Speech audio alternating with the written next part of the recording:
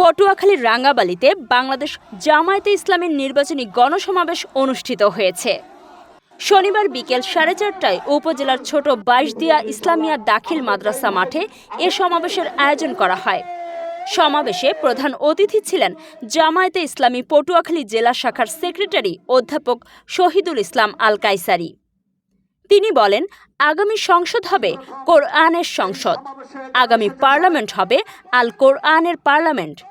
তিনি জনসাধারণের প্রতি আহ্বান জানিয়ে বলেন, আগামী সংসদ নির্বাচন থেকে শুরু করে সকল স্থানীয় সরকার নির্বাচনে যারা ইসলামকে কায়েম করতে চায়, যারা কোরআন ও রাসূলের পক্ষে থাকবে, তাদের পক্ষেই আপনারা ভোট দিন।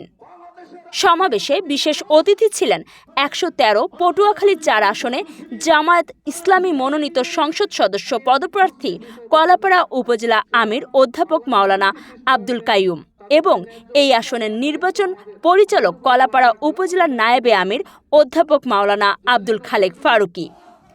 জামায়াতে ইসলামীর রাঙ্গাবালী উপজেলা শাখার সেক্রেটারি মাসুদুর রহমানের সঞ্চালনায় সমাবেশে সভাপতিত্ব করেন উপজেলা আমিরে জামায়াত মাওলানা মোহাম্মদ কবির হুসাইন।